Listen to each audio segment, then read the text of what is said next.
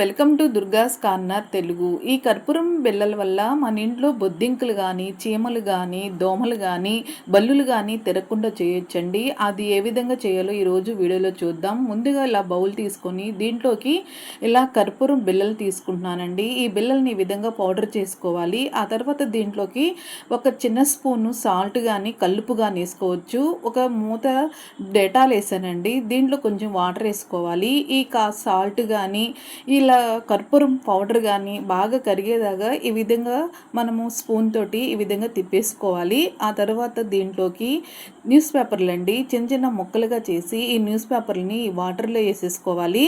అప్పుడు ఈ వాటర్ అనేది ఈ న్యూస్ పేపర్లు బాగా పీల్చేసుకుంటుందండి ఈ మిశ్రమాన్ని. ఇలా 2 నిమిషాలు ఇలానే ఉంచేసేసుకోవాలి. ఇలా నానబెట్టినటువంటి న్యూస్ పేపర్లని మనము ఒక చిన్న చిన్న మూతల్లో వేసుకోవాలండి. ఎక్కడెక్కడ మనం పెట్టాలనుకుంటామో వాటిల్ని పెట్టేసుకోవచ్చు. ఇవి 2 నిమిషాలకి ఇలా పేపరు వాటర్ అంతా బాగా పీల్చేసుకుందండి. ఇక్కడ పెయింటింగ్ బాటిల్ మూతలు ఉంటాయి కదా, చిన్న చిన్న మూతలు, వాటిని తీసుకున్నాను. ఇలా 4 మూతలు తీసుకున్నానండి. ఈ 4 మూతల్లో ఇలా నానిటువంటి న్యూస్ పేపర్లను ఇలా అన్నిటినీ పెట్టేసుకున్నాను. ఇలా చూస్తున్నారు కదా, ఈ విధంగా పెట్టేసుకుంటున్నాను. అలా ఇలా పెట్టేసుకున్న తర్వాత ఇలా మిశ్రమాన్ని ఈ మూతలోకి కొంచెం కొంచెం వేసుకోవాలండి. అప్పుడు ఇంకా పేపర్ ఇంకా ఈ వాటర్ని పీల్చేసుకొని స్మెల్ అనేది ఇంకా బాగా వస్తుంది. ఆ తర్వాత ఇప్పుడు వీటిని ఎక్కడ పెడతానో ఒకసారి చూద్దామండి. ఇలాగూ మనం వంటగదిలో మన గ్లాసు పెట్టిన స్టాండ్ ఉంటుంది కదా, ఆ స్టాండుల్లో ఈ విధంగా పెట్టేసుకోవచ్చు. పోపు డబ్బాలు ఉంటాయి కదా, అక్కడ కూడా పెట్టేసుకోవచ్చండి. స్టవ్ కింద కూడా మనము ఈ మూతల్ని పెట్టేసేసుకోవచ్చు. దీనివల్ల బొద్దింకలు కానీ, దోమలు కానీ, బల్లులు కానీ దగ్గర రాకుండా ఉంటాయండి. ఈ స్మెల్కి పారిపోతాయి. ఇలా డ్రెస్సింగ్ టేబుల్ దగ్గర కూడా కింద పెడుతున్నాను.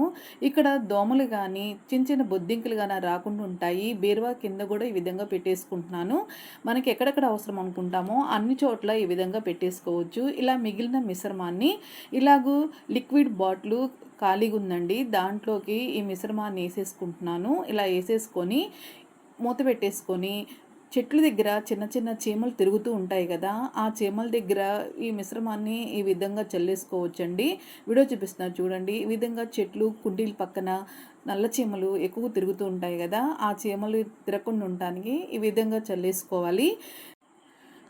నైట్ పూట షింక్లో కూడా ఈ వాటర్ని ఈ విధంగా చల్లేసుకుంటే బొద్దింకలు కానీ, దోమలు కానీ ఏమి రాకుండా ఉంటాయండి. ఇది బాగా ఘాటు స్మెల్గా వస్తుంది. దీనివల్ల కూడా అవేమీ రాకుండా ఉంటాయి. ఇప్పుడు ఒక చిన్న ప్లాస్టిక్ డబ్బా తీసుకున్నానండి. మూతకి ఈ విధంగా హోల్డ్ చేసేసుకోవాలి. చూస్తున్నారు కదా వీడియోలో, ఈ విధంగా హోల్డ్ చేసేసుకోవాలి. ఇలా చేసుకున్న తర్వాత ఈ కర్పూరం బిళ్ళల్ని ఈ విధంగా పౌడర్ చేసుకోవాలి. ఇలా కర్పూరం బిళ్ళలే కాకుండా పచ్చ కర్పూరం అయినా తీసుకోవచ్చు, గడ్డ కర్పూరం అయినా తీసేసుకోవచ్చండి. ఈ విధంగా మూత పెట్టేసుకోవాలి. ఇప్పుడు ఇంకొక చిన్న డబ్బాలో కూడా ఇలా హోల్స్ పెట్టేసి ఇలా కర్పూరం పౌడర్ని ఈ డబ్బాలకు కూడా వేసేసుకున్నానండి. ఈ డబ్బాలు మనం పెట్టిన చోట మంచి స్మెల్ వస్తుందండి. ఇలా చిన్న డబ్బాలే కాకుండా ఒక టిష్యూ పేపర్లో కానీ, లేదంటే న్యూస్ పేపర్లో కానీ ఈ కర్పూరం బిళ్ళల్ని పౌడర్ని ఇలా మనం ప్యాకెట్లాగా చేసేసుకొని ఈ బట్టల మధ్యలో కూడా పెట్టుకోవచ్చండి. నేను ఈ బట్టల మధ్యలో చిన్న డబ్బా పెడుతున్నాను. దీనివల్ల ఈ బట్టలో చిన్న చిన్న సన్న పురుగులు ఉంటాయి మనకు కనపడినవి, అవి కూడా ఉండవండి.